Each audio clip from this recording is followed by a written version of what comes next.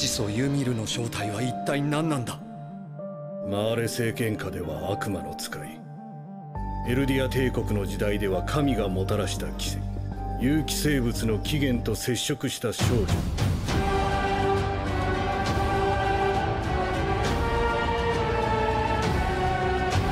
Oh hi tout le monde, j'espère que vous allez bien. Le chapitre 133 était splendide. Nous avions eu beaucoup de révélations, mais pas mal de choses restent inexpliquées jusqu'à maintenant. J'ai donc décidé de faire appel à 9 mystères dans Shingeki no Kyojin. Bien évidemment, il y en a beaucoup, mais j'en ai choisi que 9 pour l'instant. Je vous invite à vous abonner pour ne rien rater. Un concours sera très bientôt organisé sur Twitter. Préparez vos questions et théories en commentaire. Allez, c'est parti.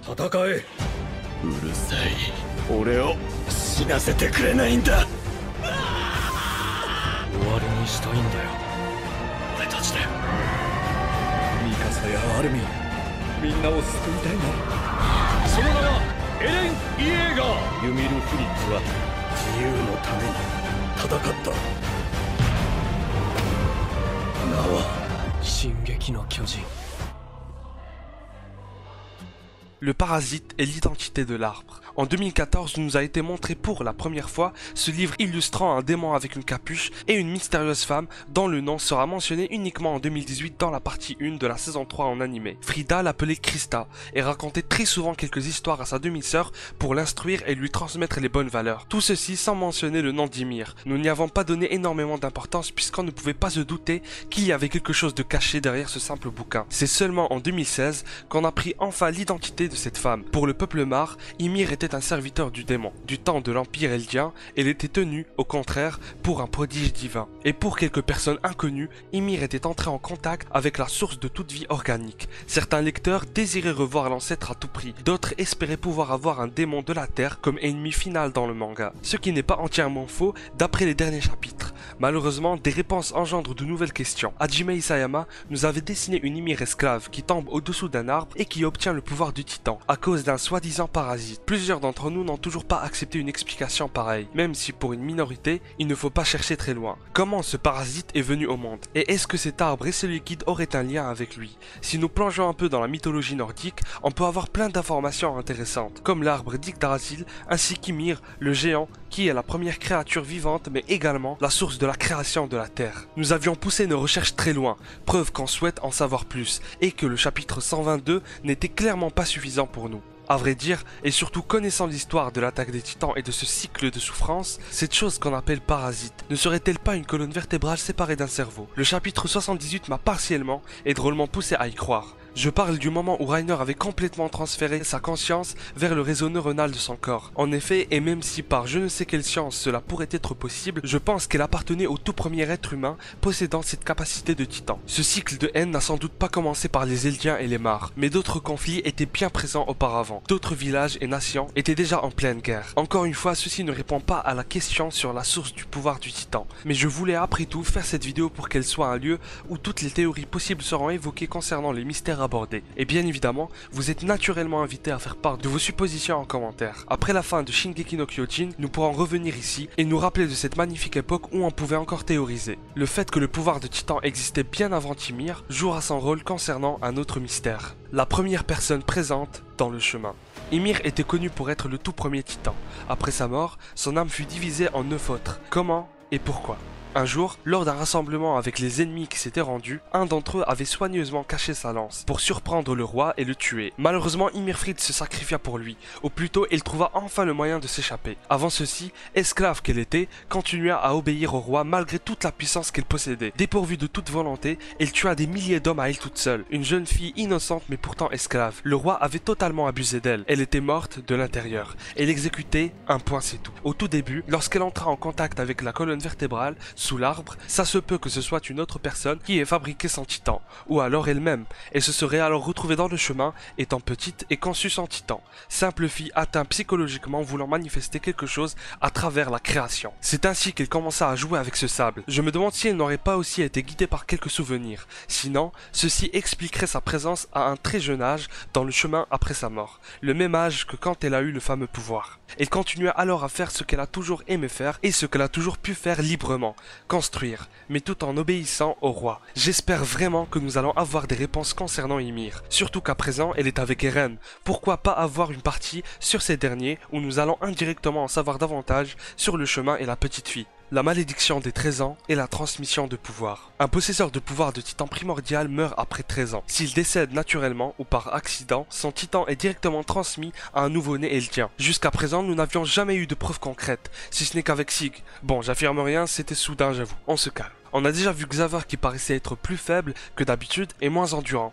Eren Kruger qui saigne du nez à sa 13e année. Ulysses qui a pris un sacré coup de vieux en seulement 13 ans. Et Grisha Jäger qui n'a manifesté aucun signe. Serait-ce car il aurait dévoré le titan originel? Avoir 2 titans augmenterait alors le nombre d'années restant à vivre. Non, je ne pense pas, puisque c'est une malédiction. Si t'en manges 2, t'es censé mourir plus vite. Mais bon, passons. Quelques signes nous font croire que cette condamnation existe réellement. Ça peut également être un mensonge inventé par les Mar pour être sûr de récupérer leur titan et de le filer à un autre de leurs guerriers aspirants fidèles. Ymir est mort 13 ans après son obtention du pouvoir. Ça pourrait être simplement ce malheureux événement qui justifierait cette malédiction. Espérons alors avoir une preuve dans les prochains chapitres.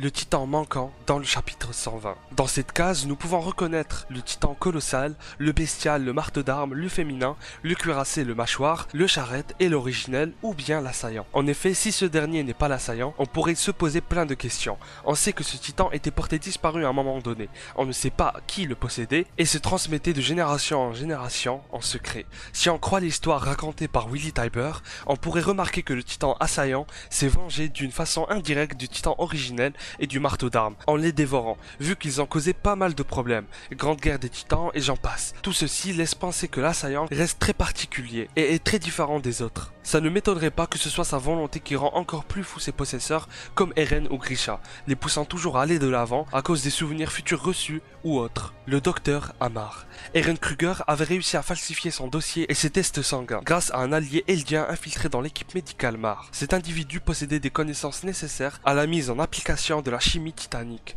Et je pense qu'il faisait partie des chercheurs comme Xaver, qui avaient découvert le fait que le titan originel pouvait reprogrammer l'organisme du peuple d'Ymir. Cette mystérieuse personne pourrait également avoir une relation avec les successeurs du titan assaillant. Kruger avait eu 100 titans alors qu'il était déjà agent Mar. La transmission s'est sans doute faite en présence du médecin eldien. Pensez-vous qu'Isayama nous reparlera de cette personne? Vu qu'on approche vers la fin du manga, je ne vois pas comment il pourrait aborder ce sujet. La mort de Grisha Jäger. Lorsque Sig avait fait voyager son frère dans le passé, pour lui prouver que leur père Grisha l'avait également manipulé, il comprit qui tirait réellement les ficelles depuis le début, et apprit que c'était Eren qui allait réaliser son rêve et non Sig, avec son plan d'euthanasie. Grisha Jäger avait supplié, tout en faisant un câlin à son premier fils et en s'excusant, d'arrêter Eren. La seule grande question est pourquoi Grisha a quand même transmis ses titans à son deuxième fils. D'ailleurs, lorsqu'il pleurait, c'était sans doute à cause de ce qu'il allait arriver dans le futur, en l'an 854. En tout cas, Eren lui-même dit à Sig dans le chemin: tu ne veux pas voir le moment où j'ai dévoré notre père, ce qui laisse croire que cette scène est importante et qu'il s'était passé quelque chose de fou. Je pense qu'on le verra vers la fin et qu'on comprendra pas mal de choses. Sig Jäger. Porté disparu depuis plus d'1 an pour nous, on souhaite le revoir. Pourvu que la théorie d'Annecy soit vraie et qu'Eren dépend toujours de Sig, même si je n'y crois pas personnellement. D'ailleurs, j'ai déjà détaillé cela dans la revue du chapitre 133 que je vous invite à aller regarder si ce n'est pas déjà fait. Le titan d'Eren est vide de l'intérieur, pourvu que son frère ne soit pas coincé de façon à ce qu'il se soit fait transpercer après la transformation de l'assaillant. On peut également prendre comme possibilité le fait qu'il soit toujours présent dans le chemin. Eren aurait alors ordonné Ymir de l'enchaîner pour de vrai cette fois, et non pas comme dans le chapitre 120. Si on se rappelle bien dans le dernier chapitre, Eren et Ymir sortaient de l'Axe. Je me demande également ce qu'il y a là-dedans. On peut absolument tout imaginer avec SNK. Le mangaka nous surprend toujours. J'ai vraiment hâte de tout découvrir. L'origine des Ackerman. Le clan Ackerman est une des branches avec celle des Asiatiques qui ne sont pas vulnérables, en tout cas face à l'originel. De ce fait, la mémoire de leurs membres ne peut pas être contrôlée ou modifiée. Cette famille a toujours été crainte par le gouvernement eldien et Mar, puisque Levi Ackerman et Mikasa Ackerman ont su montrer que les titans avaient également peur des humains, même si Jäger l'avoue. Lui et Reiner ont pris cher autrefois. Ils possèdent une extraordinaire force physique. Mikasa, Kenny et Levi ont tous connu à un moment de leur vie un certain réveil qui a révélé leur puissance cachée. On sait également que les Ackerman sont des sous-produits de la science des titans. Une phrase encore vague en cette fin de 2020. Les explications d'Eren et Sig ne sont pas complètes, et j'en suis sûr qu'on aura prochainement des informations clés concernant cette incroyable lignée. la dernière case du manga. C'est en 2019 qu'Hajime Isayama avait décidé de révéler l'une des dernières cases de la planche finale de son manga. Un croquis montrant une personne tenant un bébé, lui disant « tu es libre ». Malgré qu'il ait montré ce dessin, tout le monde a eu du mal à deviner l'identité des deux personnages présents. Et ce que j'entends par là, c'est que plusieurs groupes de personnes ne pensent pas la même chose. Et ça, c'est très beau à la fois. Pour ma part, et aussi banal comme mon idée soit, ce serait Grisha tenant Eren. Pour je ne sais quelle raison, j'y crois les yeux fermés. Et oui, malheureusement, on ne peut pas relier cette image avec des éléments du manga pour l'instant, à part cette case provenant du chapitre 120. De ce que j'ai pu voir en commentaire, c'était le fermier avec le bébé d'Historia, ou bien Eren avec le bébé d'Historia, ou Jean avec le bébé de Mikasa, ou alors Eren qui tient Eren enfant. Oui, vous êtes des génies, bordel. J'ai décidé de faire cette vidéo qui, en fin de compte, est comme un récap des choses qu'on désire toujours savoir. Bien évidemment, il y a d'autres mystères à part cela. J'en parlerai peut-être dans le futur. En tout cas, faites-moi part de vos théories et des éléments qui pour vous n'ont toujours pas été expliqués. J'essaierai également de sélectionner quelques commentaires si c'est intéressant. Je vous lâche un énorme qui déroite dans la gueule. Et à la prochaine.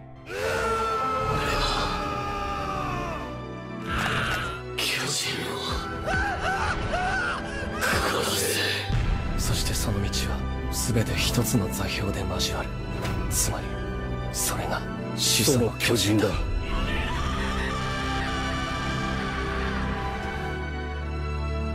一匹残らず